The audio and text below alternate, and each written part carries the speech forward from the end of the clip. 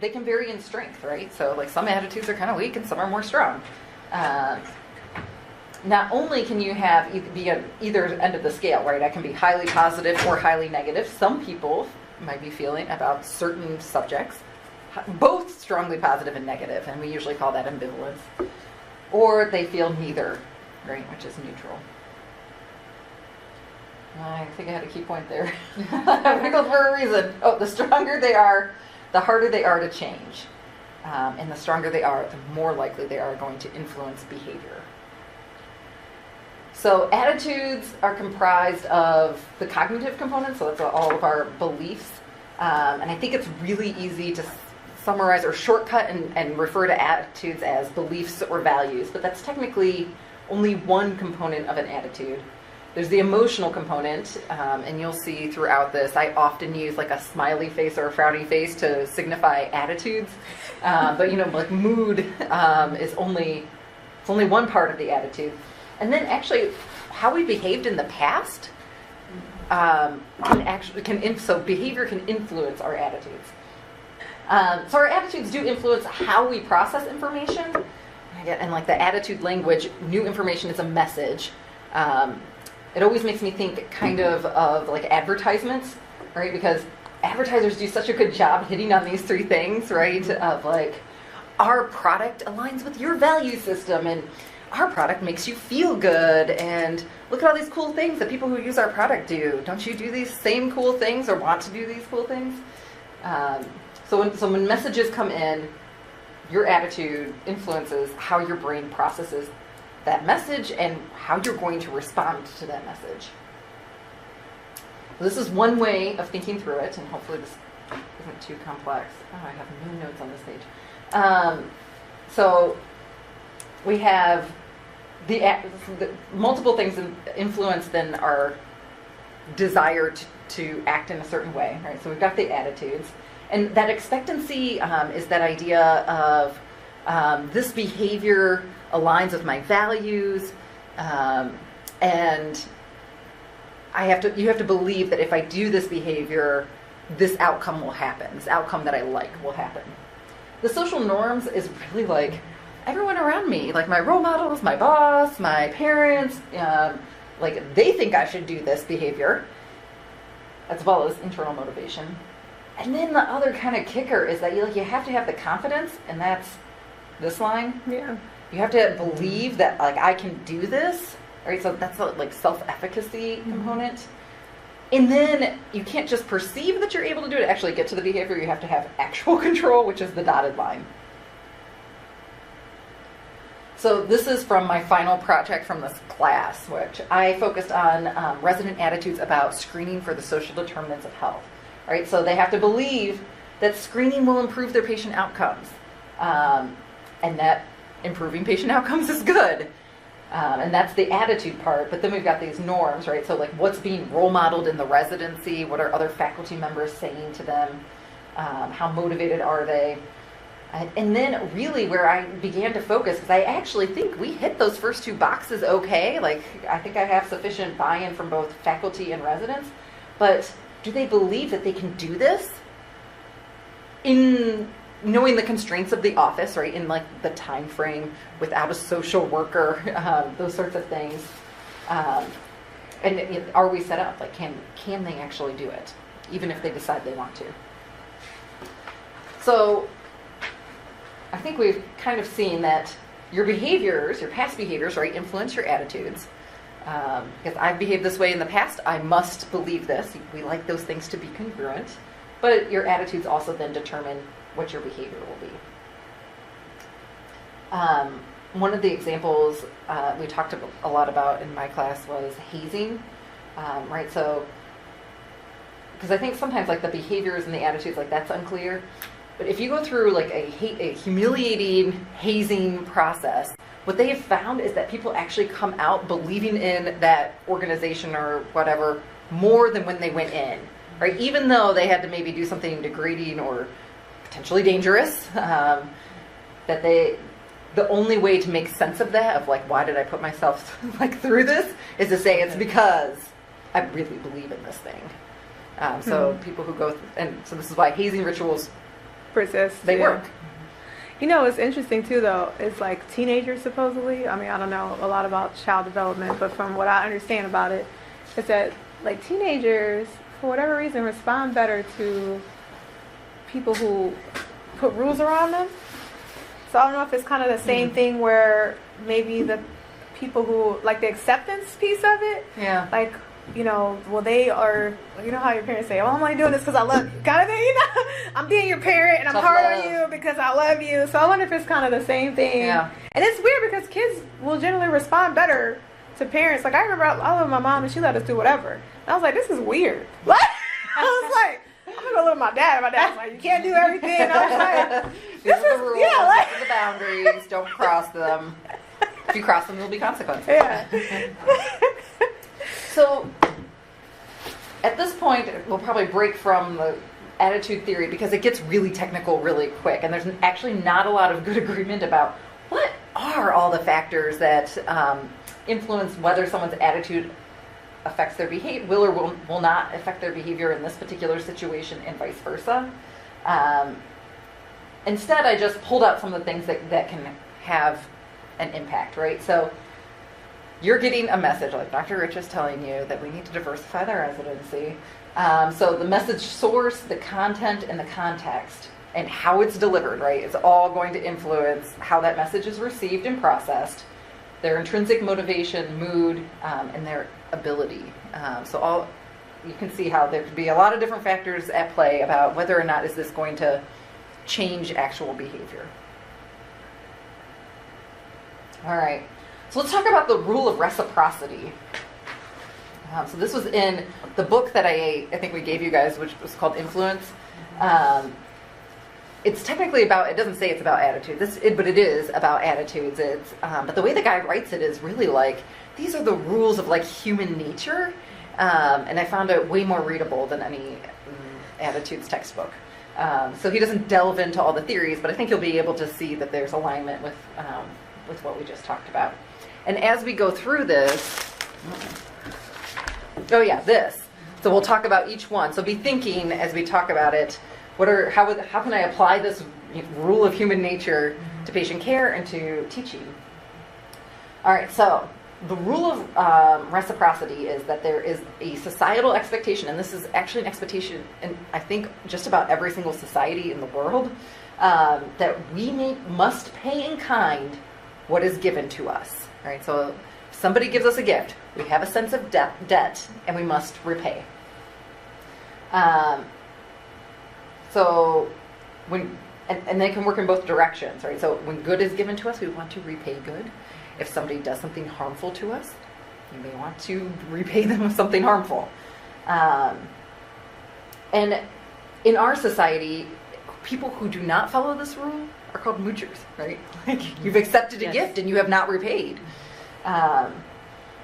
This is true even if the gift is uninvited, right? I didn't ask for the gift. I don't want the gift, but you won't take the gift back. I have this gift now, and now I have this debt. And so, like, charities will like use this, right? Like, they send you like the return address labels, or sometimes like the people who like, I don't know, I just think of them like standing in traffic at a stoplight, and they'll hand like the paper flower, and you accept the gift first, and it's, I owe them something now. Here's $1, right? Or you don't want to take it because you know they're going to actually. I know. You're like, yeah, take it, it's free. Well, so that's one way to stop this from happening, is to recognize what they're doing and like, no, roll up the window. Like, don't hand me that flower. Sometimes we feel like we must repay with a bigger gift, and that's especially if the debt goes on and on. Like, now I have to give something bigger and bigger and bigger. Mm-hmm. A gift can also be a concession, right? So, do I have a good example? Yes. In Italy, when we were walking around St. Mark's Square, my husband and I, in the evening, and it's like packed with people. They have like people peddling roses, right? Trying to they give them to the women, and then the men have to pay. And so this guy like thrust like a dozen roses into my arms, and I'm like, I don't want these flowers. Like, take these, and he's like, no. and then finally took half of them back. Right? He made a concession. What did my husband do? Gave him money for the 6, right? You had to carry him around. Right, and totally left them at a Yeah. restaurant. Yeah. But so a concession has to be met with another concession. So it's a similar concept. All right, so what do you guys think? How have you seen scenarios like this in medicine or in teaching, and how could you use it to your advantage? I think is the biggest question. I'm just gonna keep eating sugar. No. Whatever keeps going. Don't It mind feels me. like that kind of day. Uh-huh. You're like, I'm just gonna eat sugar until I can drown my sorrows with alcohol. Never would happen. You totally should have come to the happy hour last night. Would have been a better use of my time. Yeah. Well, When I worked in orthopedics, we had a lot of young athletes, and we wanted them to do their physical therapy, and a lot Yeah. of them would try to get out of it. So if they went to all their sessions that we prescribed, then at the end of that session, they got a free month at the health center that was right next door. And they all wanted to be a part of that. And then they got discounts, I think, then if they did that for a month. But that Yeah. was one way we got our patients to go to therapy. Yeah. It made me think a lot about drug companies, right? Like those free pens. How free are they? yeah. I was thinking about, I had a patient the other day who I saw him, and apparently he used to be a bodyguard. And so I didn't know this. I just went and took care of him like I always take care of people. He was like, "You're a great doctor. If you ever need it, you ever get any trouble, you come find me and I'll handle it for you." Well, I have some residents you can beat up. I was like, "Well, I probably won't ever need you, but thanks for the offer." There's kindness in that. Or like your patients who bring you stuff. Like when I go see my family doctor, after I had my whole cancer situation, I brought her like some vegetables out of my garden and a card, and I don't remember what else. I was just like, patients barely ever give us anything these days, and I just wanted to be nice because I know how it is. We spend so much time on our patients, and sometimes true. when you get stuff, I think I gave her a plant too, because one of my patients gave me a plant once, so nice. that's always a nice thing. Yeah. Yeah. I forget if you two were residents when I started patient safety conference. Yeah. I think you were Maybe. graduated. Yeah. Do you remember what I did to kick it off? What I brought every single... I don't remember that. I brought food. Every single... It was a new conference. It was our version of a morbidity and mortality conference. I wanted residents engaged. And it is a tacit exchange, right? Like, I'm giving you food. You will give me your attention. And for a while, I think it really did kind of work. Like, remember we used to get the pages with the list of conferences for the day. But I really think residents would start salivating. Like, it's Patient Safety Conference Day. This is going to be good. All right. The other rules, I think, are easier to come up with examples for. All right. So the rule of commitment, or commitment and consistency. So again, this is a societal expectation that there will be a consistent alignment between our beliefs or attitudes and our actions and our words, which is our behavior. And if we don't follow the rule, we're called a hypocrite, right? These are hypocrites, right? So we're all motivated to try and make sure that there's consistency between those things. This rule is stronger when behavior and beliefs are public, right? But there are still internal implications that we'll talk about on the next slide. Even if you aren't outwardly speaking out about your beliefs, if you notice this inconsistency, we tend to respond to it. The amount of effort required of the behavior also matters, right? So how publicly you are about your beliefs matters, right? So if you're like signing an online petition, right, like that's like one level. But if you're maybe the next level is like writing a blog, which has a narrow audience, you don't really have to interact with the audience. That's a different level than like getting up in front of your co-residents or co-classmates and like speaking out on a topic. Or publicly performing an action, right? So the book goes through and talks actually about prisoners of war in China. The Chinese really did a good job exploiting this rule with American POWs. So they would start by convincing them to sign a statement that they were like being treated well by the communists, and like slowly over like months and years got them to escalate to giving speeches to other camp detainees about the positive aspects of communism until they like actually believed it themselves. Because they did the behavior and then the belief. I guess my arrow should go both ways. So they escalated the behavior and the beliefs had to follow. Otherwise, they weren't being consistent. Sorry. So what do you guys think do you have ideas? I see Anissa's writing stuff down. I mean, this is the basic principle that we sometimes use, at least therapeutically, when we're trying to get somebody to towards behavior change. It's sort of the fake it till you make it principle. Yeah. You know, so I know you're depressed and you don't feel like you want to go outside and get some exercise every day, but we're going to pretend like you feel like doing it, and then eventually we know that you will start to feel like doing it. Yeah. It will actually start to change kind of how you feel.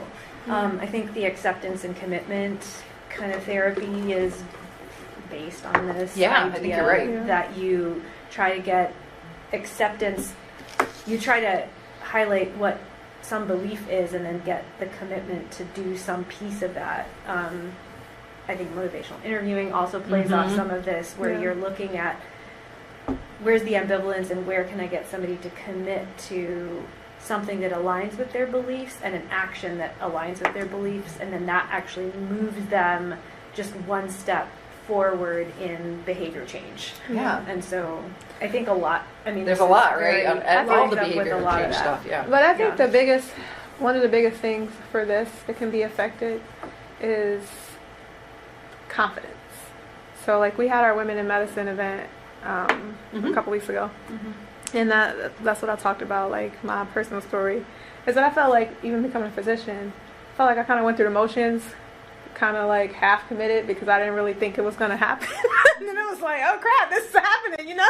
So then I felt like when it was happening, my commitment increased and I worked a lot harder, and then the result was more consistency and that sort of stuff. So and I think that's part of the issue with our patients, is that they don't believe, they don't have the confidence that they can change. And that's kind of like that. We're kind of like coaches. We're like, you can change, but it's kind of like that negative mindset. Like negativity breeds more negativity. Yeah. Do you guys find that the rulers with they have like how likely are you to do this? And oh, you're not that. Let's maybe refine the school and find one where you do. So that's the whole thing about when you're trying to move somebody in behavior change, you have to try to really understand what they actually believe they can do, and start there, even if it's just completely feels like it's just a meaningless goal, because you have to breed some success so that they have the confidence that they can actually take on then the next level. So I do find those confidence ladders, or whatever they are, whatever you want to. I learned the ladder. That's kind of a nice visual, better than a ruler.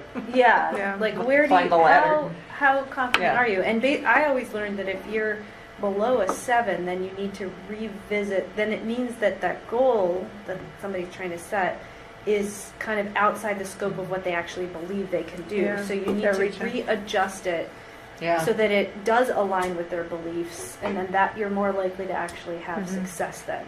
But yeah, you're right. I mean, patients really don't believe it. So I spend a lot of my time fishing around for something that the patient actually believes they can do. Exactly. Like, half the time I'm sort of like, all right, well. And that was what's interesting about, like, so I read Trevor Noah's book and Michelle Obama's book around the same time, and her book, she talked a lot about that she kind of like went through the motions and did everything and like put a lot of effort into it, but she never stopped to ask herself, why am I doing this? Why am I becoming a lawyer? What am I going to do with this? Am I going to enjoy that work? Do I really know what lawyers do? So she felt like that was, so she ultimately ended up leaving law because she was so focused on the effort and resolve into pleasing, like people are like, oh, you're going to be a lawyer, that's great. Yeah, now you've verbally, publicly committed to this path, right? It's hard to get off. Right, yeah. Right. And then one thing that Trevor Noah in his book talked about was the expectations that a lot of people, the limits that a lot of people put on themselves. He said that when he was born into apartheid. His mom didn't know apartheid was going to end, and she had a baby with a white man. So she didn't know what his life was going to be like, but she had a belief that it'll be fine, you know? And then he said that, like, she basically raised him to believe that the world was his oyster. And people say, well, she raised him like a white kid. But he's just like, but when you think about it, what do white people do? They believe the world is their oyster. Mm-hmm. She was like, never said, well, you're black, so you can't do this and you can't do that. Because people told her that, and she didn't believe it. They were like, because she was a secretary at a time when nobody was secretary. Right. And she went to school and said, I'm going to be a secretary. And she made it happen. So it's kind of like, there are some people who may be overly confident, but that overly confident person can generally convince people of how confident they are and how they can do something. Like when you think about, like I always say, those people in medicine are the most dangerous people, are the very confident people who are like, it's true. You know? That is true. So there are people who just temperamentally are these kind of early adopters, or these people who are kind of change agents, you know, and who are going to, despite what the popular opinion is, are going to just believe something and go for it, and sometimes those people can be quite dangerous. But sometimes they're the ones who actually bring the change. No, but I feel like that's how my parents were, and that's what kind of made a difference between it. Like, I identify completely with what he said, because I felt like my parents were that way. My parents were like, hey, you can do whatever you want to do. You want to be a doctor? Great. Like, they never were like, well, we're broke, and we don't have any money, and we're poor. Like, we can't pay. You know what I mean? Like, some people's parents told them that. Yeah, absolutely. You know? So they were never like Debbie Downers. They were like, okay, go for it. Yeah. You need some more books, you know? So it's just, it can make a really big difference in attitudes. And I think that is kind of one of the biggest differences in people who are kind of like, who go for it and get a lot of stuff done, and people who limit themselves and say, well, I can't do that. And, you know, so how can we use this with our learners then? I guess we should assess their confidence and what their goals are and how confident they feel and they could accomplish them. Yeah.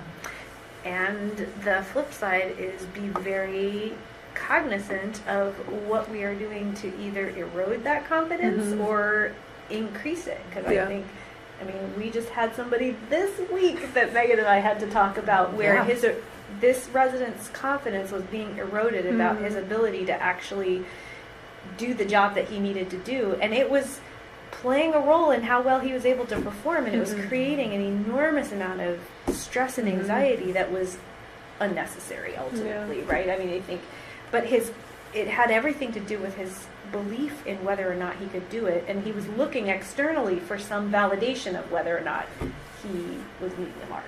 Yeah. So, and I think no matter who you are, everybody looks for some. Of course. And so some people can be more like, well, whatever, you know, because Michelle Obama said that her guidance counselor told her she wasn't going to go to Princeton. She wasn't Princeton material, and she was kind of like, whatever, I'm still going to apply to Princeton. So I think for some people, they can hear, you know, negativity and still move forward. Because we all have moments, you know, like sometimes you got to get reality checks. But some people will take that with a grain of salt and still move forward. But some people, it can really crush them. And it's just hard because you never really know how it's going to affect people. But I think what we need to do, so when I went to this conference this past weekend, one of the things they talked about was trying to have better communication about things that people say that affect us and trying to own that more and express it better. So they talked about dear statements. It was actually a psychiatrist he was child adolescent psych. He talked about dear statements and how he was in medical school and he was a Latino man and they were calling him an interpreter. They were like, interpreter! He was a medical student on a surgery team and they were like, interpreter! And he said that, like, you know, it was really, the first couple days it was like whatever, but then he said it made him not want to go to his rotation. Yeah. And so, but he didn't know how to express that. Right. And so we have to be better at standing up for ourselves without alienating people. And I think that's part of our problem in America in general, is that we try to be too nice because we fear that if we try to be too honest, and people are going to penalize us for being too honest.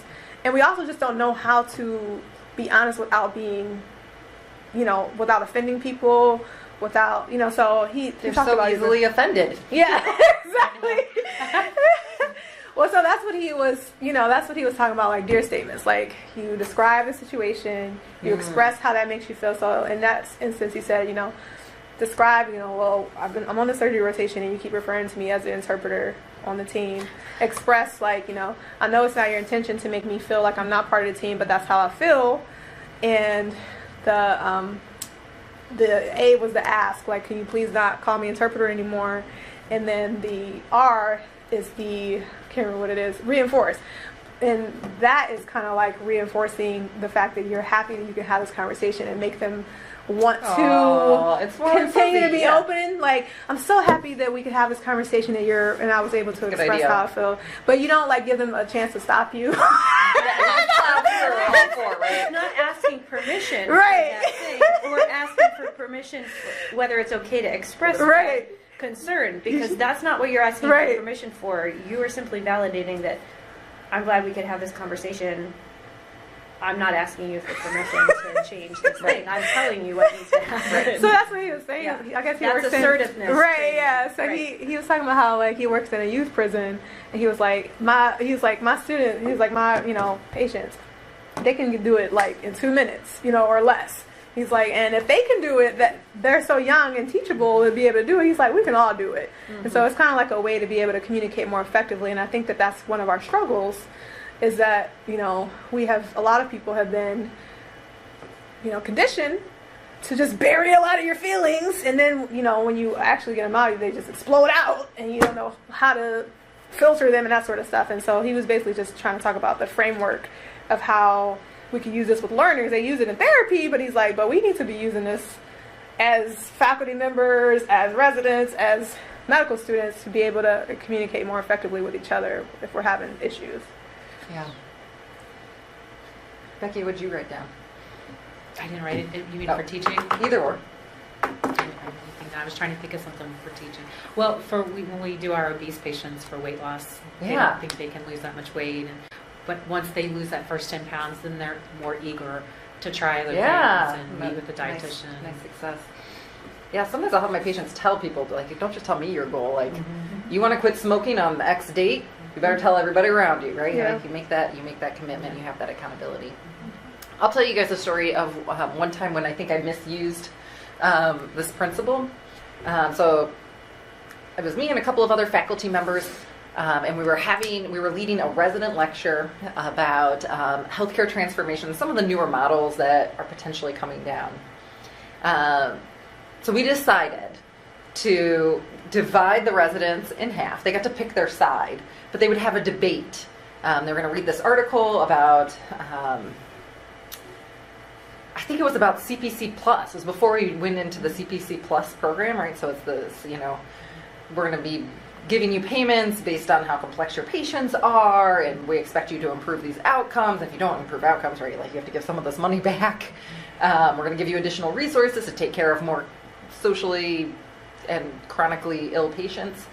So that was like one side, and the other side was arguing the status quo. So they read this like 2-page opinion article in JAMA or something, and then we had them debate it. And it felt like, oh, this is such like an innovative way to do it. But I was taking this class at the time, and then we got to this section, and I was like, oh crap. Did we just have half the residents dig in and like make public statements about how and why we have to maintain the status quo in healthcare? Like, I think that was probably a misstep. So anyway, I just throw that out for food for thought. It's true. Sorry, I was supposed to do that earlier. That's people doing stuff in front of a crowd, right? If you do it in front of a crowd, it's a bigger deal. All right, so cognitive dissonance theory is really aligned with this idea of being committed and being consistent between beliefs and actions. And I kind of think of it as just that like jarring moment where your current or previously held beliefs are now in direct conflict with your current action, or you get challenged with like a new belief and those two beliefs are really conflicted. So I think, the hazing's like a good example of that, right? Like, I did this huge action, I'm going to correct my beliefs as a result. But it's also, like, this is an opportunity, right, to change either beliefs or behaviors, right? So sometimes through like things like role play, we can have them try a behavior, and we might be able to get some change in the underlying beliefs. Does that make sense to everyone? Okay. All right, the rule of social proof. All right, so like Facebook. no, this is actually, there's probably no safety in numbers on Facebook either, but this is actually being around other people. So the idea is that the more people who are acting in a certain way, the more likely you or an individual is to act in a congruent manner, right? So we're taking our social cues all the time, and I think probably Like when in Rome, do as the Romans do. a little, yeah. Like I think that is exactly it. To me, it kind of felt like mob mentality, right? Like everyone else is angry and shouting, like I'm going to get angry and shout too. The trigger for this is uncertainty. So when people are uncertain what to do in a particular circumstance or a new situation, they're going to look around and see what other people are doing to guide their behavior. And I was thinking of like probably the classic example is, there's a big outdoor concert. Everybody's shuffle. It's over. Everyone's shuffling out. You've got thousands of people, doing the little shuffle to their cars. And you look over, and against the tree is slumped somebody. Like, are they sleeping? They just drink too much at the concert and they're passed out. They're totally fine. Are they hurt? Are they injured? What's going on? You don't know. What you're going to do is look around, and nobody else is stopping, so nobody stops. And this is like documented over and over and over again, and there's horrible news stories about it from time to time when somebody gets murdered and nobody does anything about it, even though there are people around. And it's because everybody's looking around at what everyone else is doing, and nobody's doing it. So you're assuming, I'm assuming, well, you three didn't stop, so I don't have to stop. But you're looking around going, well, you three didn't stop. Right, Wow. So it is that, it's that idea that there really isn't safety in numbers sometimes. If everybody jumps off a bridge, like your parents always But the thing, if everyone jumped off a bridge, everyone would jump off a bridge, That's what would happen. Are these people jumping off a bridge? Well, it's like when you think about the cults. When I was a big That's cult a great example. situation and people were drinking the Kool-Aid. Yeah. That's where the term comes from, drinking the Kool-Aid and dying. Yes. It's like, what? I think this thing plays out, though, in way more subtle and kind of devastating ways in medicine in particular, because I think that this is probably one of the drivers for chart lore. Yeah. Inertia, right? To right. change meds or escalate therapy. And to say, wait a second, this doesn't add up. This is the diagnosis that they've had, and I've looked back, and it's here, and it's there. Even though I have this moment where I don't think that that's what's going on, right? I still am perpetuating that because you said it was, and you thought it was that thing, and this other person over here. Right. They've been seen by all these people. Well, and we've had patients die with that situation because cardiology didn't think it was cardiac, even though you as the clinician are looking at it saying, this has got to be something bad. Right. And we're not, Yes. So, this is a particularly dangerous, can be. So do you guys know the way to break this is to get one person to act, right? If one person acts, actually, then a bunch of people will start the acting. first follower. Well, Right. they said You the need first one follower. person. The first follower is usually the most important one because somebody can go out and be crazy on a limb and people will be like, what is that person doing? But if another person goes and follows them, That's the right. first follower, then you got have more people. Yeah. So if you're in the situation, if your friend is the one slumped against the tree, again, just vaguely asking for help does no good, right? Because if I'm look around and be like, are you responding? No one's responding. But you have to point at someone and say, I need you to call 911 right now. And again, if you identify a specific person and make that eye contact and it will break. And then again, they'll see one person go over and more people will start coming over to help. So it just takes that one person, but sometimes we have to be the one to initiate it. Yeah. When I was thinking about how does this apply to patient care, I just was kind of wondering I don't ever talk to my my patients who are leaving the hospital who just had a heart procedure, who are at risk for, potential restenosis, of like, what will you do if you're out in a public space and you have another heart attack? Or I'm writing you the prescription for naloxone, but have we talked about, like, what do you do when you're out in a public place and you need help? And that we probably should be counseling of, like, you need to find someone, tell them directly to call 911, and that's the way that you ensure that people act. Yeah, it's just hard because It's really hard. if somebody's in a situation, I mean, they may not be coherent enough to. And I think that's what, because we have social media and all this stuff now, we can see a lot more examples of like people being beat up, and we're like, why did nobody around try to stop them and all this sort of stuff? Like I was walking downtown and some girls started fighting some girl, and there was plenty of people around. Nobody tried to stop it at all, because nobody else was trying to stop it, That's why. And so, but we're gonna do what the herd does. yeah. It's an interesting question. How do you foster that Leadership. How do you foster that kind of leadership? Both, how do you hone those traits in yourself to be the person who speaks up, but also how do you train your learners? Because I am particularly interested in this idea of early closure bias, right? In differentials and caring for patients. Mainly, I think, because I'm working with on the psych consult service in particular, we're kind of working with a very vulnerable population that often gets sort of subpar care because of their psychiatric illness, or because there's that kind of a diagnosis on their chart. And so how do we speak up and say, yeah, this isn't consistent with that, and help try to get everybody else on board, at least to question their bias. Yeah.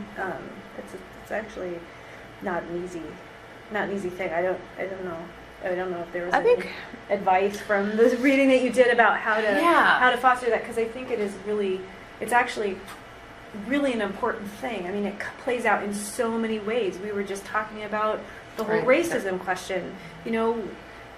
Why doesn't somebody stand up and say something when something egregious is happening? And they actually have like bystander trainings for that in the post 2016 election, they sprung up like all of a sudden of like, well, we think we know what's coming, and like everybody needs to be trained on bystander and how do you step up, as a person of privilege and intervene in a way that's still like safe for you and safe for other people in the area, and that sometimes that is just saying, hey, what's going on, can be enough to stop it, or like, do you need help? But sometimes it is like calling the cops, and sometimes it is videotaping it, right? Yeah. Especially if the cops are the ones perpetuating it. And I think part of it is just being a good example. Like I definitely, when I was a medical student, saw a preceptor who treated people differently based on if they had money or not. And so I don't know how much money. I mean, I work for the health department, so I assume everybody doesn't have. You know what I mean? I just assume everybody has no money. I treat everybody the same. So I think that part of it is just modeling the leadership of not caring about the differences that people have and trying to treat everybody the same. But I feel like, as far as trying to teach, I feel like that's what we try to do, is try to teach people to treat everybody the same and not feel like certain people's lives are more valuable than others. Actually, you might be onto something there, though, too. I was just thinking that maybe one way to combat this is to really train for leadership. So if I think that I'm a leader, so again, I'm like projecting onto my role in the consult service, I'm pretty vocal about these things because I know that everybody's watching. What am I doing? All the residents are watching to see, what am I going to do? How am I going to respond to this cardiologist that's blowing us off? How, he's telling me that this guy's troponin elevation is because he's having auditory hallucinations. That's not a thing. There's no pathophysiology to explain that, for sure. I was like, really? I have never heard of that. I've heard of a lot of things causing troponin leaks, but not auditory hallucinations. Yeah. but The intentional modeling. But right? yes, and so being mindful of the fact that I am a leader, I am modeling that. So and if I can help train my residents to see themselves as leaders and advocates, then maybe they'll be more likely to step in and say something when they see something happening that doesn't seem right to them, or at least start to raise the question of, well, what's actually happening here? Right.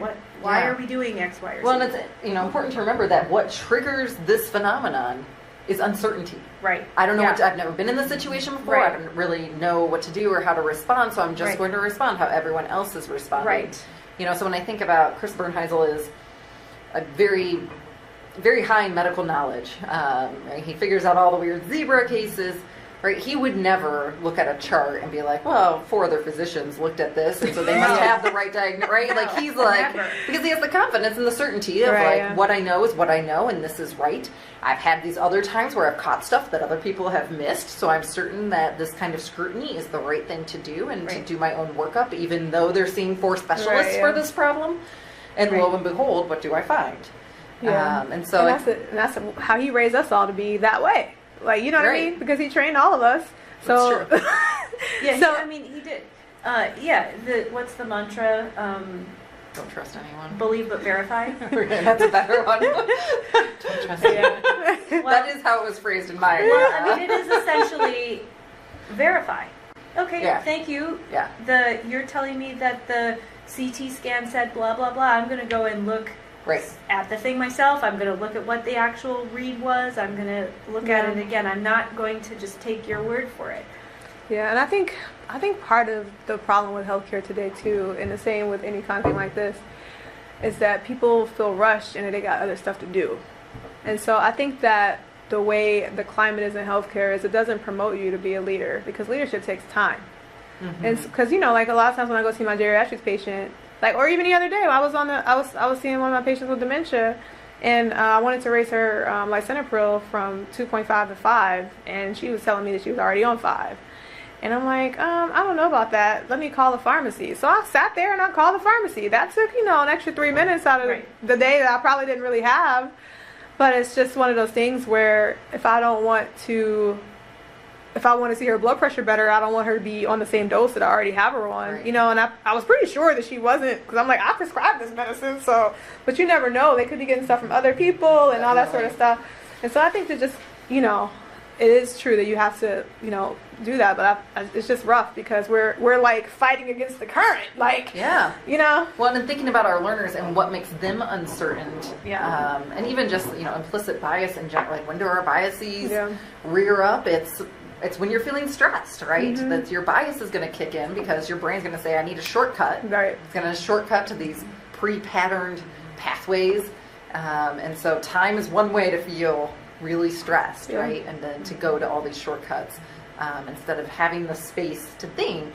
And that's where you can combat Yeah. those kind of initial impulses. Because sometimes what we can work with our learners too is, of course, taking that time. Like that's what a lot of times we have to teach them. Like bias, I understand there's a lot of stuff to do, but you still have to take care of people. And then one of the things I see with my, learners, my residents, is anchor bias. Sometimes people get the anchor bias, and you're like, So much. So we have to kind of teach them to kind of tease that out and not just be so fixated on whatever there is and having a differential, that kind of stuff. Yeah. And again, Or even the next step, because I do it a lot in my patients. I'm like, okay, well, it sounds like GERD, but but still having right, that, you like, still have your differential. Right, I'm yeah. going to treat it like GERD. You Right. come back in 2-4 weeks. We'll see if it's GERD after you've tried this PPI. All right. Well, I think we've hammered that home enough. So before we take a break, I wanted us to do something called a commitment to change. And I'm sorry, I didn't bring paper. No, wait, did I bring paper? go right on the back. Yeah, perfect.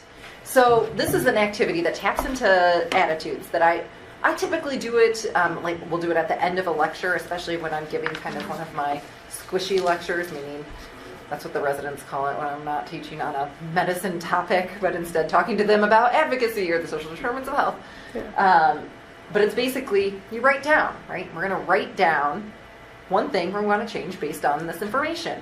And it's getting at maybe. This one, right? Because if I've written it down, I've made a commitment, and now I want my behaviors to be consistent with my commitment. I'm just, it's one way to try and tap into that kind of rule of human behavior.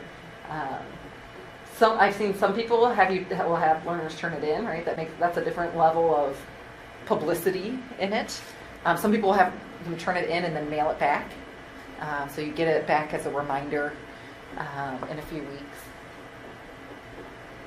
The big thing is to write it, because I force, even my millennials who love to use their computers and iPads and iPhones for everything, I force them to handwrite it, because again, there is that link between writing and signing even, and describing and typing it is it's a different thing. And so it's the handwritten.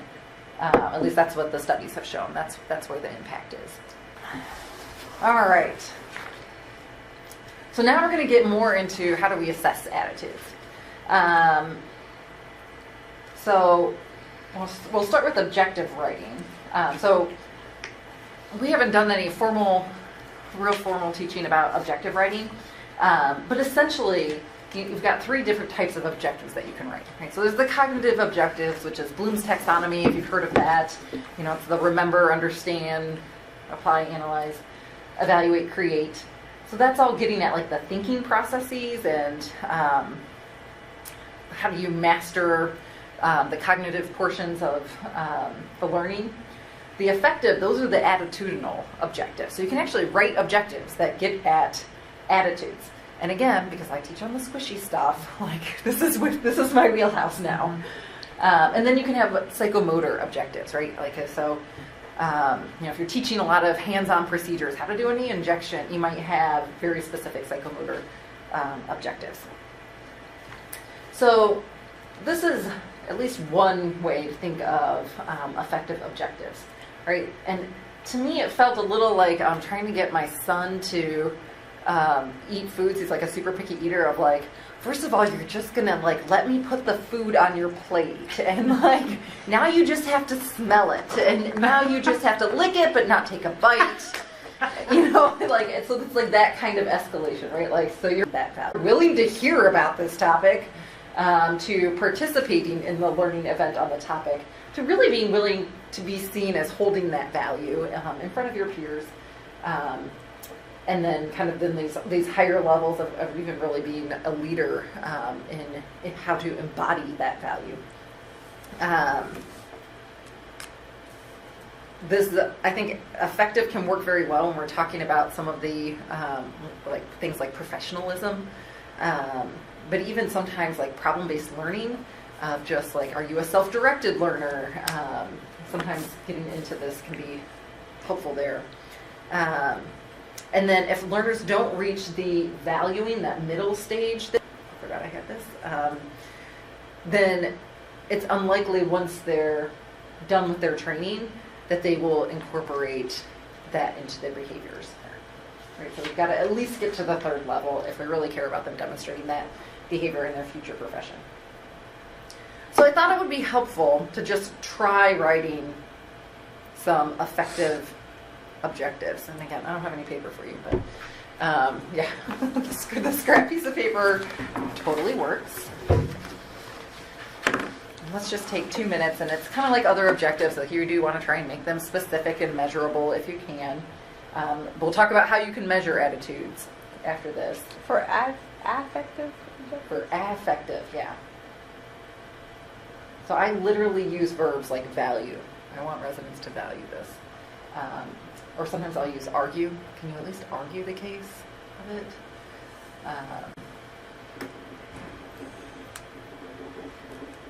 Sometimes when I write an objective, it sounds cognitive, and it may be a cognitive objective, but you have to value to be able to do what I'm asking you to do. Does that make sense? So I think that's what these examples are, right? List 5 contributions of teamwork. Makes it sounds kind of cognitive, you have to know what the principles of teamwork are. But just being able to list it means you're also listening to the reasons why teamwork is important. I'm trying to get my head around how some of the other objectives that we would the cognitive objectives, they all have implicit attitudinal I think that's things. true. So to me, it's hard. So for example, I was thinking about the attitude that I want people to incorporate is valuing integrating substance use treatment in care of patients Right. in primary care. Okay, so that's kind of the big principal value. Yeah. But maybe at the end of a learning session, I want them to be able to design SBIRT screening Right. as part of their patient Yes. flow. Yeah, I think that's But exactly I don't know it. that I can actually say for sure that I've moved the dial necessarily towards the attitudinal thing. Although it's sort of implicit that maybe it is moved if they can actually implement it. I don't know. Right. So that's, And I I think guess the- I'm struggling. Them completing the assignment at least gets them to the receiving level. Yeah, yeah. So Right? they're at Like least they were receiving, really, they're or willing to they're do maybe this. Or responding. responding, yeah. But then how do you actually, yes, you're going to tell us. So how do you actually figure out the valuing? Because if that's really the key tipping point towards actual integration, how do you measure that? Yeah, so I think we've got different levels of objectives, right? So Yeah. there's like the overarching, I've created a substance use disorder curriculum for residents that's a 3-year longitudinal, and this is like one of the overarching things is this attitudinal goal. But then for your lectures, right, you might have much more concrete and specific Yeah. objectives. Right. So here's the examples that I pulled. Because I do, like when I write my objectives, especially for, not necessarily for lectures, but for A curriculum. I Yeah. do write in parentheses what I think they are. So this was for a lecture, it was for a faculty development lecture. But I think I was writing out I was teaching on objectives, and so I was writing out objectives for a faculty development curriculum for them to see. So again, there are cognitive things in here, right? This is like the create level, because you have to know and plan and design something. And so you have to know about backward curriculum design and how it works. But really, if you're thinking about including it into your practice, that's demonstrating the behavior, right? Assuming you completed the objective, right? And there's actual behavior change. You did incorporate it. The last two I think are from the 3-year longitudinal social determinants of health. So again, there's cognitive in this one, the second one too, right? So what are the techniques? You have to know what they are to practice them. I do think culturally competent interviewing is a skill, right? So there's like a psychomotor part too. If you're going to practice it, like did you get the parts right? And then there is a valuing component in there. Whereas for this lower one, which is a huge goal, I think I actually ended up taking it out. I think this was like an earlier draft version of my objectives, but I couldn't see a way to teach it and to evaluate it, so I took it out. But Yeah. How do you, yeah. So we'll talk about how Those to are measure hard. them next. Yeah. Okay. And again, I always think measuring objectives in a lecture, Yeah, that's that's way really harder, hard. right? Yeah. That's why we're usually at the bottom of Kirkpatrick's for that, because we're just getting like learner reactions. And then it's the bigger curriculum where you're thinking about like, okay, a piece of mental health or substance use is always going to be attitudes, because there's so much stigma associated with those concepts that like we have to, part of the curriculum has to be addressing that, right? Because we need providers who are, going to treat those patients fairly. All right, so let's talk briefly about the Likert. So this is the most commonly used scale in medical education. I think everybody has experience with it, so I won't talk about it that much. The important parts are that you can go in either direction. You may or may not have a neutral button. And the downside is really just that, sometimes people will answer how they think you want them to answer, right? Like, if you're going to ask me, like, am I biased against having a more diverse patient or resident panel, or am I biased against my patients who have a history of SUD, strongly disagree. Like, these are the societal or my faculty. I'm trying to please those expectations. It's human nature. I mean, our patients do it all the time. They lie to us every day, not because they want to, but because they want to tell us what we want to hear. And again, I think with the consistency stuff that we talked about, right? Like, I value taking care of all patient populations, so therefore I must strongly disagree with that statement, right? So I'm just being consistent with how I think about myself, because I may not recognize that there's a discrepancy between my behavior. If I can get you to recognize the discrepancy, now I've got cognitive dissonance, and I have a chance to change the attitude. All right, so let's talk about some other ones. Semantic differentials, and I brought better examples than what I created up there, because I did think that those kind of sounded asinine that I made up. But so they look like this. So you have a topic, you have adjectives, and then you put the X of like, how do I feel about this? Social determinants of health are, in the middle. I don't know if they're trivial or important. So you have to consciously figure out like what are going to be the good adjectives. Okay. If you were asking about cats, what might you ask? Are they good or are they bad? Foe or friends? So I've never used this. I think on one of these pages is how you would score it.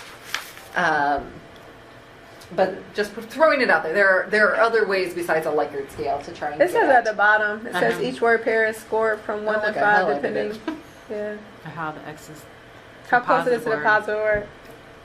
So it actually sort of converts it into a Likert scale, but it makes Likert less obvious to the person, so that you are more likely to get a true attitudinal kind of sense of it. So that's actually, it's a way to kind of almost blur out the Likert. Right.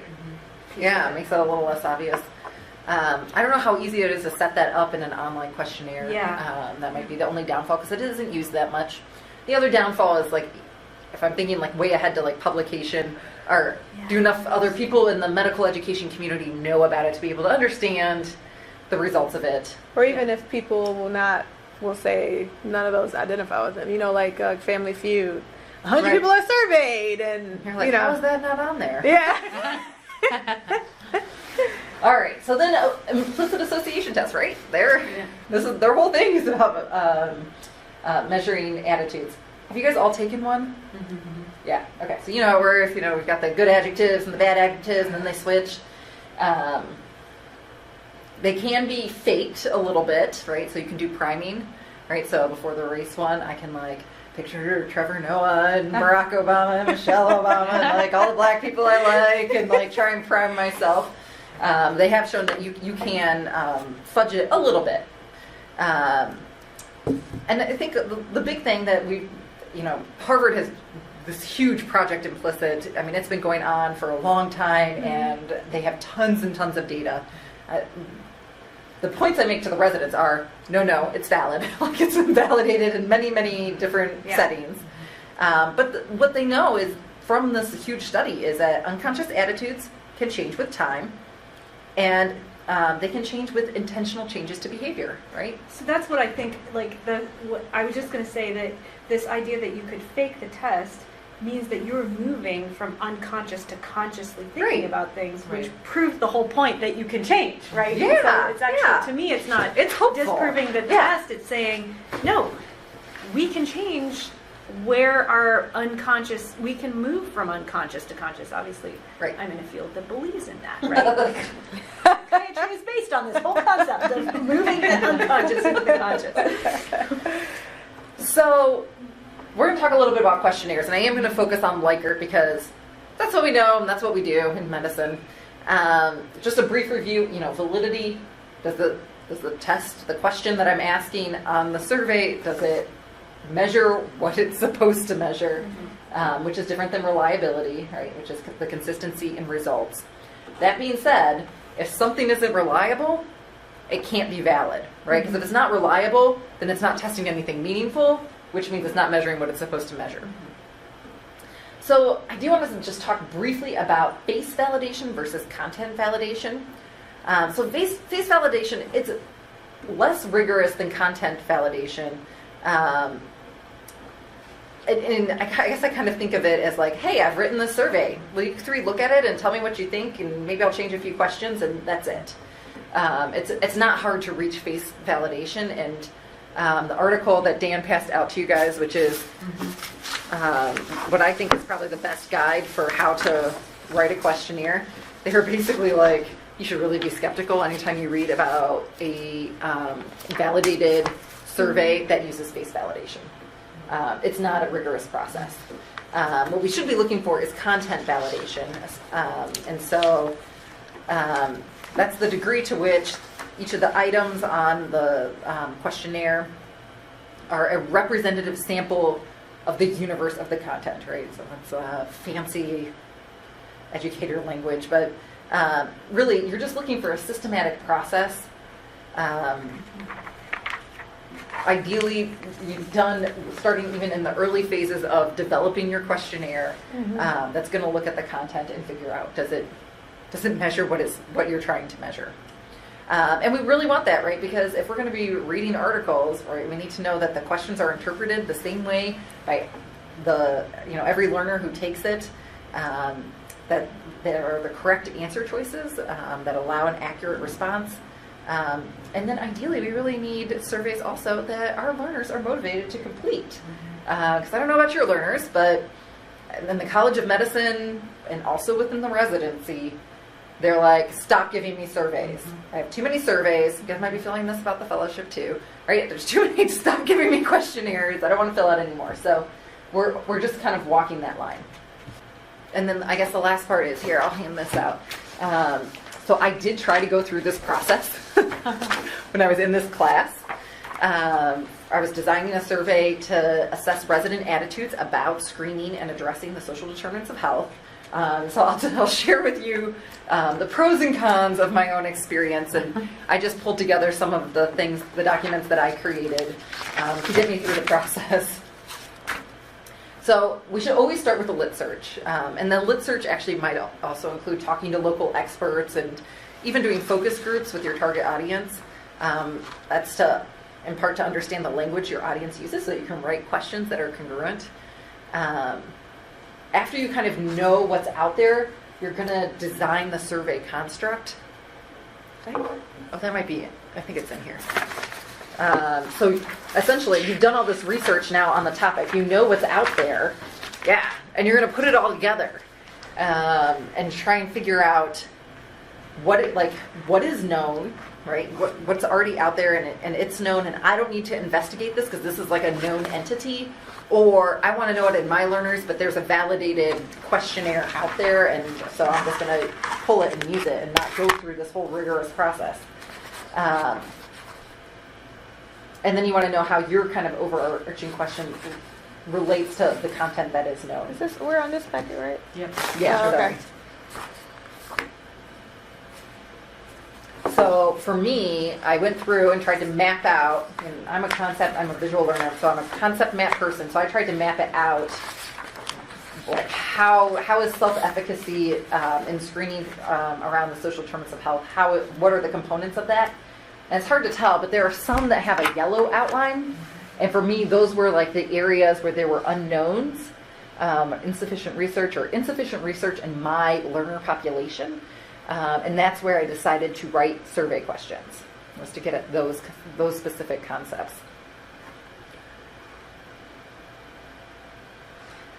So once you do that part, right, we get to write your questions. There are do's and don'ts from writing questions, which we'll talk about in a little bit, but they're in this article. And if this article is, again, incredibly dense, and I've read it multiple times, but these tables are actually just pretty amazing. And I just reference the tables sometimes of like, oh, that's how you say that, or this is what not to do. So we'll have a chance to explore that and try applying that in a minute. All right, so then it's the validation process, right? We need some experts to weigh in on the questions that we've written. And so that's what I think is next in this. Oh, I think, so here's I invited a group of faculty, which are listed here. Anissa, I think you were on the list. This was a few years ago, 3 years ago, of like, who knows about the social determinants of health, or who knows about writing survey questions. And I put those people on a list, and then I sent them an email. So I kind of had my criteria for who was an expert was a little loose, right? I was basically like those two criteria, and that they would agree to do it in the time frame I had set forth. They do recommend having 6 to 10 experts. So the way I tried to do it is I got 6, and I was going to try and get another 6 for the second round, or make adjustments and have a second round. I'll talk about what actually happened. So then this next piece is what I created for them. This is the feedback form for me. So I gave them the construct, I gave an introduction about what I wanted them to do, and then you can see there's a quantitative and a qualitative component to each part. From everything from the title, how clear is the title? And there's always a place to leave comments. So then you can because you've got this quantitative component, you can do a statistical analysis. And this is why they say you need 6 to 10, because in order to get a significant p-value, you need enough. You need enough power, right? You need enough n. And so this is where I struggled, right? Because it was hard for me to recruit faculty who were willing to do it, even though you really could do this in 30 minutes.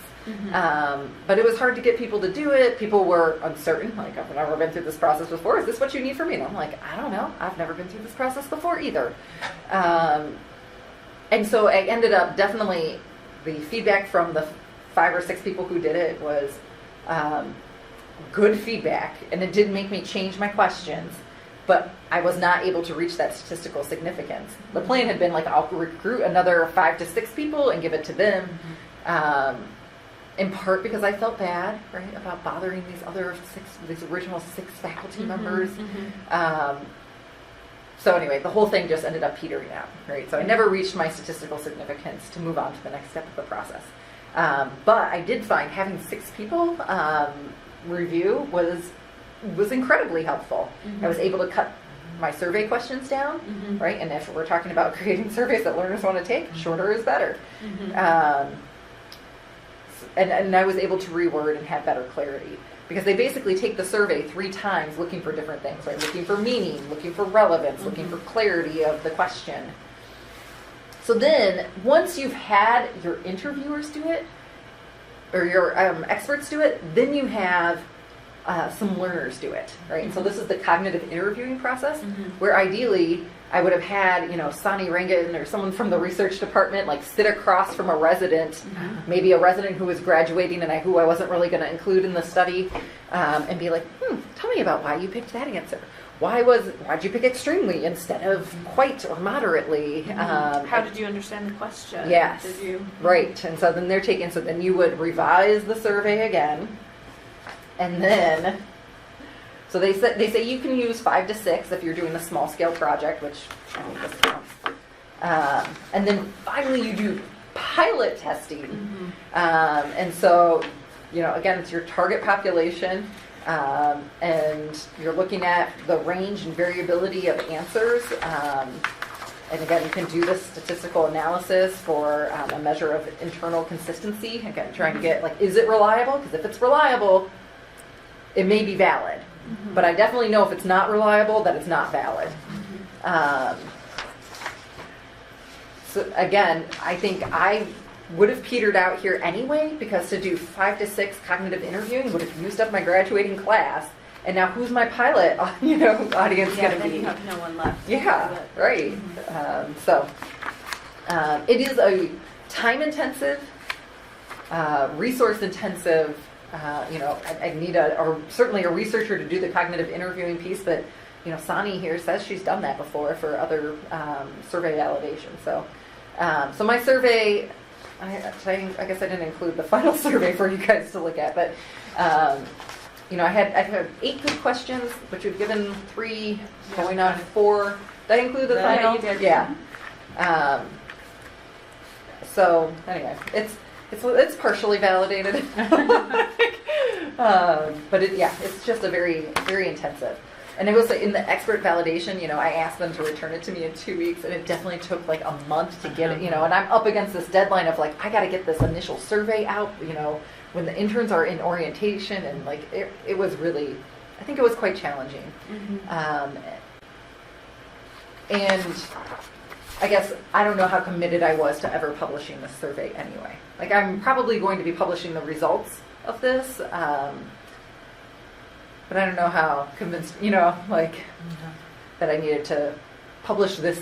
You could do a separate publication of just like, this is validated and here's how this was validated and you may use this now at your institution, which is even still questionable, right? Because validation can change depending on the context and the audience you're using it with. So validated in residence, is it valid in physician assistant students? Yeah, I mean, it's valid in my residency. Is it valid in your residence?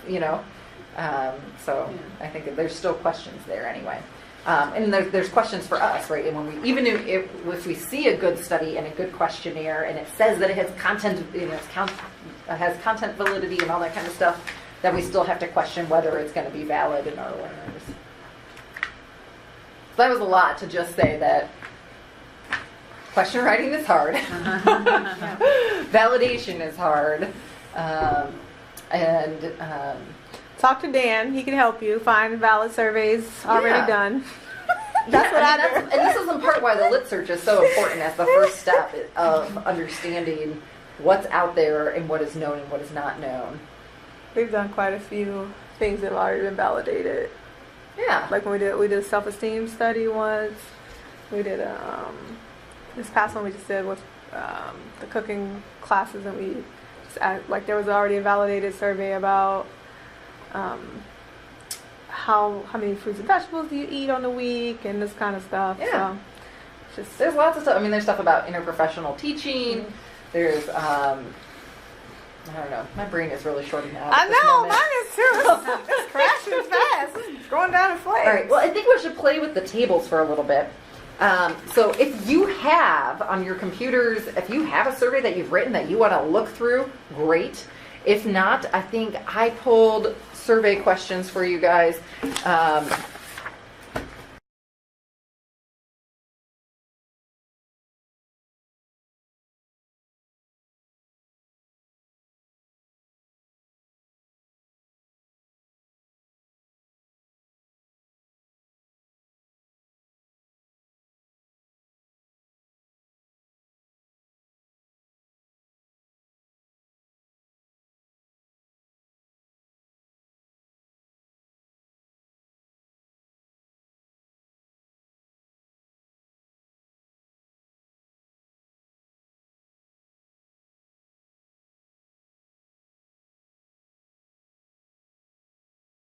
This is the one table to look at and read.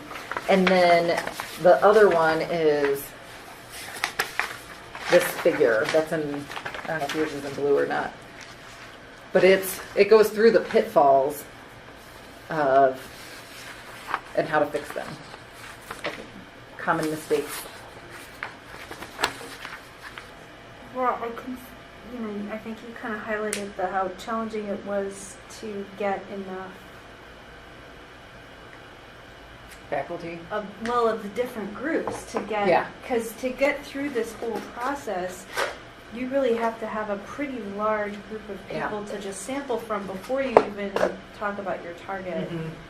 When I think audience, about which I think is really education challenging. Research, like those who publish are big programs, right? Like Children's Hospital has published bunches and bunches because of they stuff. have 60 residents in a class. Yeah, or and like whatever. 100 if you count all the med the fellows, and the Yeah. triple boards and the Yeah. So, yeah, and they have a really deep faculty pool, and anyone who teaches They're there giant. gets their master's in education, and Yeah. so everybody has projects then, right? Because like we should do a project for every flipping class, and so. Yeah, I mean, it's easier then, right? You've got all these. You've got a lot of So we tried to put a survey together. I was going to try to pull it up here. 'Cause, we're trying to develop this. We're in this long haul process of trying to develop this longitudinal FMP curriculum. Yes. And we were trying to get some preliminary data on our alumni about areas of the curriculum that they That's a have great been idea. call upon to use, that they needed, Right. and where the gaps are. And really, we were interested in trying to identify where the gaps were. What do our last 10 years worth of alumni feel like they wish they'd had in training to give us a place to start? That's a great What are they question. being asked to do? And man, it was excruciating to try to build a survey that would even give us some of that information that wouldn't be too onerous to fill out. So that was the thing, because obviously, really what we would need to do to get some of that would be more true qualitative Yeah. research, where we have a focus group and kind of get Yeah, that or phone information. interviews. Exactly. But we don't have the bandwidth for that. Yeah. So, yeah, I mean, I was going to try to see if I can pull it up, because I can see already where we have some problems with some of our questions. Yeah. Are there any of the best practices that are the pitfalls that stand out to you guys? The spacing one was a little interesting, but it is true. It draws you into those It middle does. three. Yeah. So Yeah. If I go back to that basic Likert, things that are, Yeah. did you guys see that? Like, these all look Evenly spaced.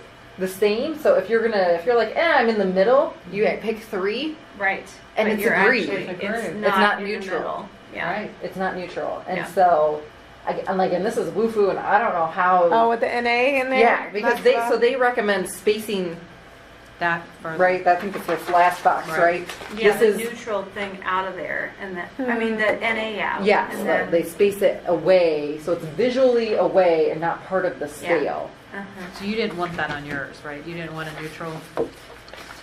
Yeah, so at that point in time, there was a lot of talk of, at least among our faculty, because I really wasn't well read in any sort of medical education literature, but our faculty of like, no, you should force them Okay, to gotcha. decide positive or negative. Okay. I no longer feel that strongly about that. Like, I think there's some fairness to the neutral question, but I think that's true because I no longer write strongly agree, disagree, neutral, agree, or strongly agree, right? Because for me, the best practice that struck me the most was you should ask a question, and then the responses should have the construct in the question, right? So Oh, not at all instead of important. you're a champion, I would ask, how likely is it that you're a champion? Or how important is it to be a champion? And then I would say, not at all important, slightly important, moderately important, quite important, or extremely important. And so you're referencing what you care about, which is importance or likelihood or frequency. This is funny Right, though, because 'cause that's what if you you're- try to apply some of these to, I'm sorry, you go ahead. Go ahead.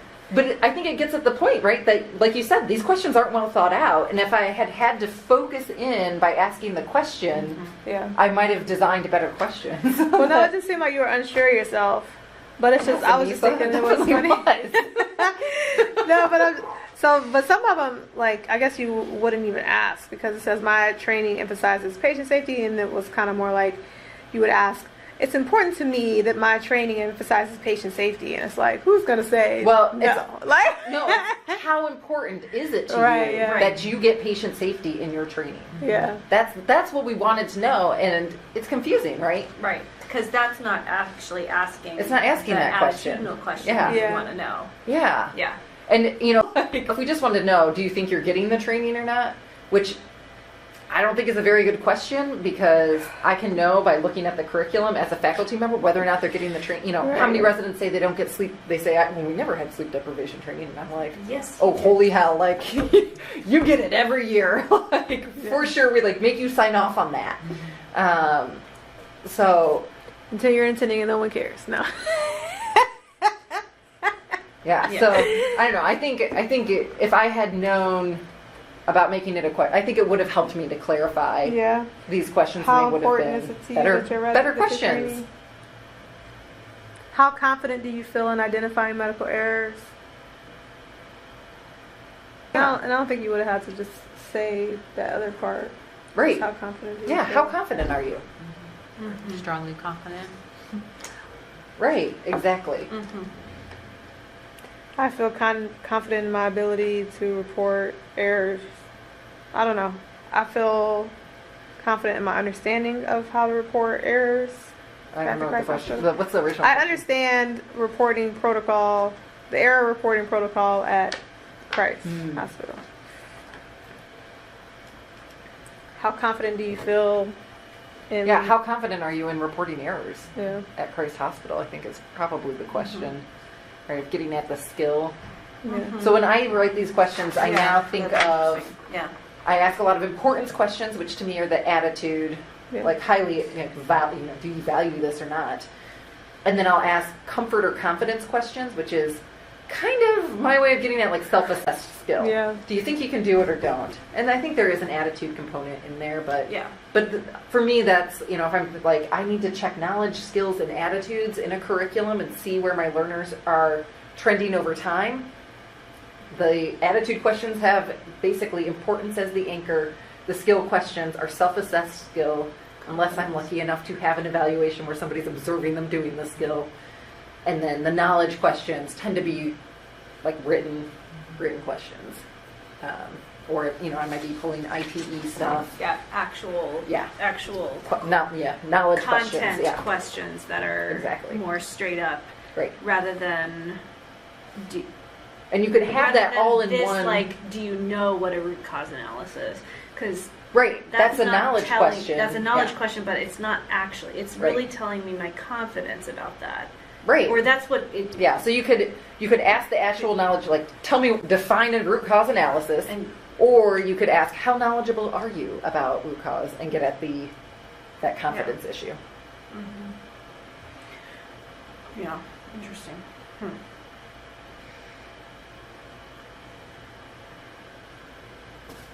All right. So it's interesting. I wonder. This is great. This is actually really helpful because I think, man, I feel like these are things.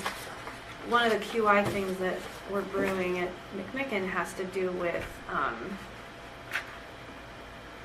morale. So it's completely attitudinal. Yeah. Like, how do we get at attitudes and how people feel about the workplace, right? So formulating your questions properly is going to give you Right. the right information that you. Yeah.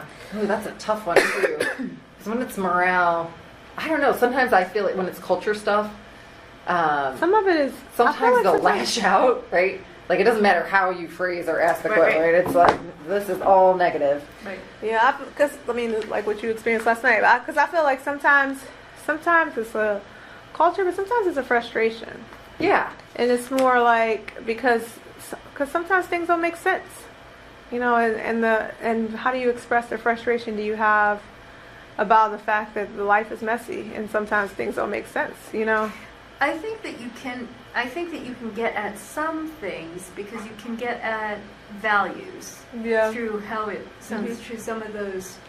How important is this in your workplace to you, which Yeah. gives you some idea of values. Then there's always going to be noise that's maybe just people being mad and Yeah. That's true, in yeah. some of your questions. But if you carefully try to sample some value-based questions, you might get some information about what people care about, and Yeah. that might give you. Yeah. And some sometimes guidance. I'll do a survey.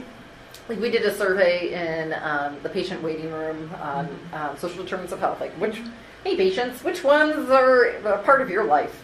Do you see how they connect to your health? Do you want to talk to your healthcare provider about it?